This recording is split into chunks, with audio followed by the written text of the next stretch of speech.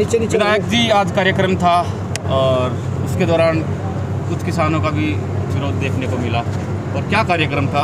आज का नगर निगम का कार्यक्रम था और हमारे बिटिया मेयर अवनीत कौर जी के द्वारा ये कार्यक्रम की पूरी रचना की गई थी और हर एक पार्षद को 26 के 26 वार्डों को आज चाहे सैनिटाइज़र है, चाहे मास्क है, चाहे मेडिकल मास्क है, डिफरेंट चीज़ें उनको सबको और ऑक्सीमीटर वगैरह थे। सभी हर एक वार्ड के अंदर प्रॉपर एक संख्या के अंदर आज इसका डिस्ट्रीब्यूशन का कार्यक्रम हुआ है, जिसके बीच हमारे माननीय सांसद महोदय संजय भाटिया जी भी आए हुए थे और 26 के 26 पार्षद आज यहाँ थे। बड़ी खुशी की बात है कि सब इस कोरोना महामारी से लड़ने के लिए जो योजना सरकार की है उसके अंतर्गत आज सभी शामिल हुआ उसके बीच में। और अवनीत जी ने बहुत अच्छे तरीके से एक कार्यक्रम रखा और मैं इसके लिए उनका बहुत बहुत धन्यवाद करता हूँ। 6 महीने हो चुके हैं किसानों का भी और आज विरोध भी देखने को मिला। क्या बताएंगे? देखिए, बात सुनिए, किसान हमारे भी किसान हैं, अन्नदाता है, इस बात से कोई नकार ही नहीं सकता। मैं क्या, आप भी नहीं नकार सकते, हमारे अन्नदाता हैं वो। लेकिन जिस तरह से इस आंदोलन में विपक्षी पार्टियाँ इसको जो रूपरेखा देनी चाहते हैं वो अनुचित है, वो अनुचित है। हमने कब कहा कि किसान हमारा अन्नदाता नहीं है? हम चिंता उनकी नहीं करते। क्यों? माननीय मुख्यमंत्री जी ने, माननीय प्रधानमंत्री जी ने कितनी योजना बनाई, कितनी तरह के इंसेंटिव दिए हैं, कोई पीछे नहीं हटता। हमारी सरकार बिल्कुल इनकी हितैषी है, लेकिन कोई राजनीतिकरण करने के लिए राजनीतिक पार्टियां, कुछ अराजकवाद लोग इसमें शामिल हो चुके हैं जो इस समस्या का हल नहीं होने दे रहे। एक दो छोटे सवाल और हैं कि गुरनाम सिंह चढ़ूनी का बयान आया है कि भाई अब यूपी की तरफ कूच करने की तैयारी है उनकी और यूपी के लोगों से आह्वान किया कि आप ज़्यादा से ज़्यादा इस आंदोलन में भाग लीजिए। और हरियाणा की तरफ राकेश टिकैत का हरियाणा की तरफ रुख बढ़ रहा है और गुरनाम सिंह चढ़ूनी का यूपी की तरफ। क्या ऐसा लगता है कि आपने कभी इस बात की चिंता की है कि इनको इतनी फंडिंग कहाँ से आ रही है? कहाँ से? हम एक छोटा सा कार्यक्रम करते हैं, आप अपने घर में एक छोटा सा कार्यक्रम करते हैं, उसमें 1000, 5000, 2000 रुपये लग जाता है। इतने बड़े कार्यक्रम, इतने तादाद में इतने दिन जाके बैठना कहीं पे, उनके लंगर की व्यवस्था, ये व्यवस्था, ये डेफिनेटली बाहर से फंडिंग है इन लोगों को और यही लोग सेटल नहीं होने दे रहे। किसान ये जब नहीं चाहता है, किसान आंदोलनकारी जो है वो अराजकवादी नहीं है, वो देश हित की बात करेगा, वो सभी के हित की बात करेगा, पर ये लोग इस समस्या का समाधान ही नहीं होने देना चाहते, इसलिए ऐसा हो रहा है। आज ये प्रोग्राम रखा गया था सैनिटाइज वितरण का, मास्क वितरण, शासन की तरफ से था, प्रशासन की तरफ से नहीं, ये मेयर साहिबा ने नगर निगम के माध्यम से ये कार्यक्रम किया है और उनके एक तरह से अध्यक्षता में, जिसमें हम लोग सब शामिल हुए हैं, सभी हमारे पार्षद के शामिल हुए हैं। ये निगम का कार्यक्रम था जिसके अंदर सभी लोग शामिल हुए हैं। हम एक सवाल विधायक जी, वार्ड में 30-30, 35-35 हज़ार लोगों की संख्या है और मास्क सिर्फ 1000 बांटे गए हैं। देखिए, ये टोकन है। बहुत अच्छा सवाल है आपका। चुपे में कुछ पार्षदों ने ये भी कहा है कि हमारे कपड़े फड़वाने की प्रक्रिया शुरू की गई है। नहीं, ऐसे में क्या? देखिए, ये कार्यक्रम जो होते हैं हमेशा कोई संख्या, जनसंख्या के हिसाब से गिन के नहीं जाते। ये टोकन है कि आप इस कार्यक्रम को शुरू करिए।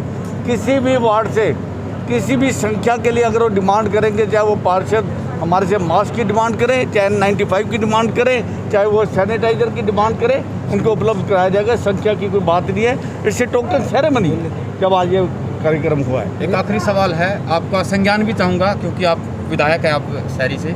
एक तहसील कैंप का मामला है जहाँ पर 15 तारीख को एक 17 साल के लड़के की कोरोना की टेस्ट के द्वारा किया गया था और 18 तारीख को उनकी रिपोर्ट पॉजिटिव आई थी और उन्होंने तमाम कोशिशें की और खुद सिविल अस्पताल से वो दवाई लेकर के पहुँचे हैं और लेकिन प्रशासन की तरफ से, सिविल अस्पताल की तरफ से उनसे कोई संपर्क नहीं किया गया।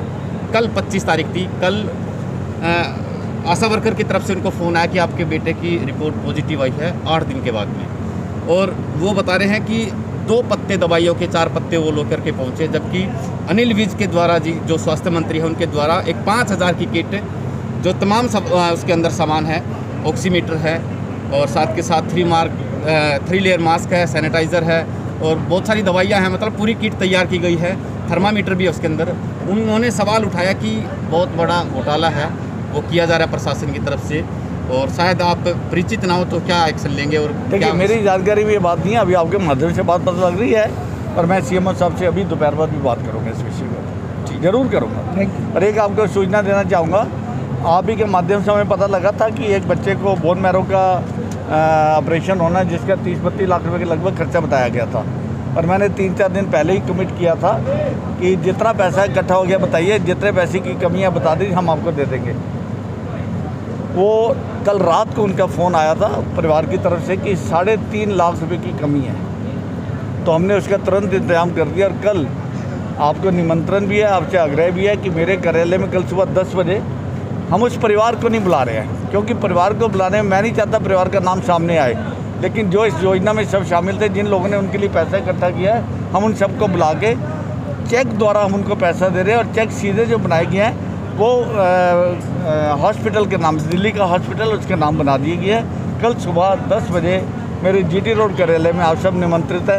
3.5 लाख रुपये उस परिवार को दिया जाएगा ताकि उस बच्चे का ऑपरेशन जल्दी से जल्दी हो। और मैंने उस परिवार को कह दिया अगर डॉक्टर से बात करिए, और इसको गो एड कर दिया हमने। व्यापार मंडल समिति की तरफ से कुछ सवाल उठाए गए थे। आप लोगों ने जो ऑक्सीजन कंसंट्रेटर बांटे गए थे उसमें बता रहे कि भाई विधायक साहब ने अपने चहेतों को वो कंसंट्रेटर बांटे हैं, ऐसा आरोप लगाया। अच्छा, इसका मतलब समिति हमारी चहेती नहीं हो, ये कहना चाह रहे हैं? आप उनसे पूछिए। पहले तो मैं उनका धन्यवाद करता हूँ कि जब जब समाज में ज़रूरत पड़ती है वो भी यथाशक्ति उसमें भाग लेते हैं और समाज की सेवा अपने तरीके से करते हैं। इसके लिए उसको साधुवाद है, उनको भी, समिति को भी। मैं जानना चाहूँगा उनसे आपके माध्यम से कि पिछले कोविड लहर 1 में जब हमने तकरीबन, मैंने यहाँ पे 100 टन या कितना राशन बांटा था विभिन्न संस्थाओं को, सामाजिक संस्थाओं को, धार्मिक संस्थाओं, और इतना राशन बना रही थी, लाखों लोगों का रोज़ खाना बनाया हमारी सामाजिक संस्थाओं ने, धार्मिक संस्थाओं में। तो हमारा भी उसमें फ़र्ज था कि हम उनके यहाँ राशन की कमी ना आने दें।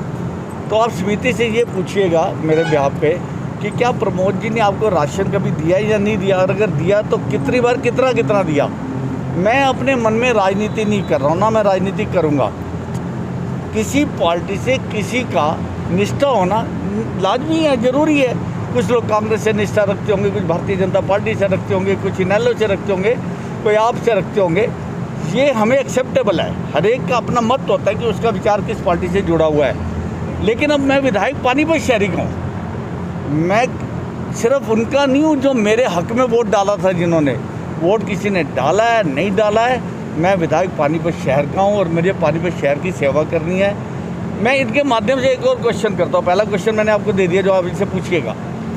दूसरा ये है कि कोई भी बाजार का प्रधान उनकी बात मानते हो, अपने वो कह रहे कांग्रेसी कह रहे हैं, मैंने मान लिया 1 मिनट के लिए, चलो कोई फलाना ए राम कांग्रेसी है, और वो उस टाइम दुकानों को 50-100 दुकानों को रिप्रेजेंट करता है। क्या वो सभी दुकानें एक ही पार्टी की हैं?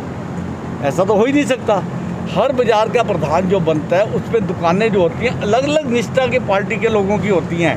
प्रधान किसी एक पार्टी में निष्ठावान हो सकता है, बाजार निष्ठावान एक पार्टी का कभी नहीं होता। तो मैं प्रधान को देख के कि ये कांग्रेस का, ये उस पार्टी का, उस पार्टी का निर्णय लूँ तो मैं अन्याय करूँगा उन दुकानदारों के साथ जो हमारी निष्ठा के भी हैं। कभी इस विचार से ना काम किया है ना करेंगे। मेरे ऑफिस के अंदर आपने सैकड़ों बार देखा होगा, 2 साल से जो योजना मैं चला रहा हूँ, चाहे वो दवाई की है, चाहे हमने बच्चों की एजुकेशन, जो विधवाओं की बच्चियाँ हैं, बच्चे हैं, उनकी एजुकेशन फ्री है। क्या आने वाले से मेरे कार्यालय में मैंने या मेरे किसी काम करने वाले कर्मचारी ने वहाँ कभी ये पूछा कि तू किस पार्टी का है, तूने वोट किसको दिया था? क्या हमने कभी पूछा है? ऐसा नहीं है। जो आएगा उसका मान सम्मान बरकरार रखते हुए मुझे पानीपत की सेवा करनी है, यही मेरा उद्देश्य है। आप लोगों ने मुझे चुनाव जिता के विधायक बनाया, मैं अपना कर्जा उतार रहा हूँ जो आपके प्रति मेरा। जिन सामाजिक संस्थाओं को आपने ऑक्सीजन कंसंट्रेटर नहीं दिया, आखिर वजह क्या थी? क्या कमी बहुत थी? अच्छा क्वेश्चन। क्या और कुछ और वजह थी? हमने 50,000 रुपये का चेक दिया उस कंपनी को, 50 लाख रुपए का, और मैं धन्यवाद करना चाहूँगा पानीपत एक्सपोर्टर एसोसिएशन, ये उनका पैसा है, मेरा नहीं है। और उन्होंने 100 कंसनट्रेटर का ऑर्डर दिया। लेकिन ये जो बॉक्सेज आप देख रहे हैं, जब बाइयर आते हैं तो ये वेट से नहीं आते, ये इसका फ्रेट जो लगता है वॉल्यूमिनस फ्रेट लगता है। इसका फ्रेट इतना ज़्यादा पड़ा कि एक कंसनट्रेटर जो पड़ा हमें वो 56,134 रुपये का पड़ा। तो हमें 50 लाख के बदले में 88 या 89 कंसनट्रेटर मिले, 12 कंसनट्रेटर में वहाँ कट गए। लगभग यही संख्या जो है वो कटौती नज़र आ रही है।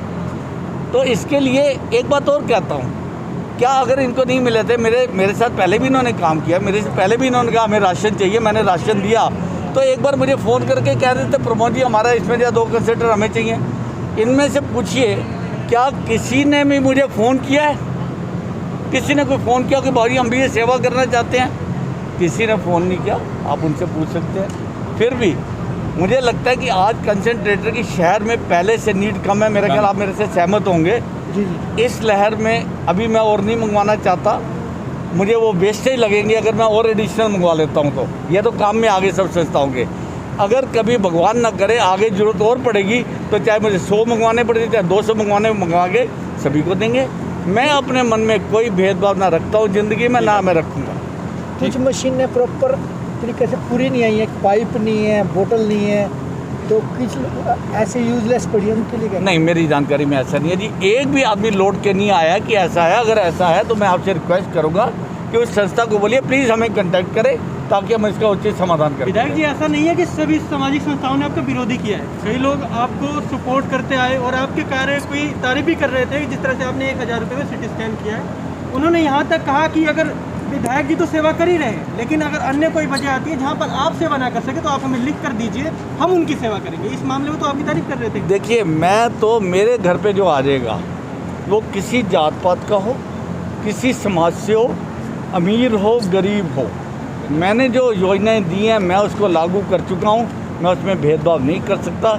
अगर मेरे कार्यालय से किसी को कोई रोष है, कोई लगता है कि बात पूरी नहीं हुई, तो मैं कौन सा दूर हूँ। मैं तो हर टाइम आपके बीच में बैठा हुआ हूँ। मेरे को कंडक्ट करिए, आपकी मदद के लिए, समाधान के लिए, समाज के लिए जान कई हाजिर लोग है। आरोप लगाते हैं फ़ोन ही नहीं उठाते हो आप। 12 बजे से लेके नहीं 11 बजे से लेके 1:10 तक हमारी कॉन्फ्रेंस थी। सारे मंत्री उसमें थे, सांसद उसमें थे, सभी माननीय मुख्यमंत्री जी उसमें थे। अब उस 2 घंटे में जो फ़ोन आए हैं वो मैं नहीं ले सकता। ये थोड़ी सी कभी कभी समस्या आती है, लेकिन मैं आपको ये बताता हूँ, आप लोगों से पूछिए, मैं रात रात फ़ोन करता हूँ, मैं मिस कॉलों को वापस करता हूँ। ऐसा मेरा नेचर में है।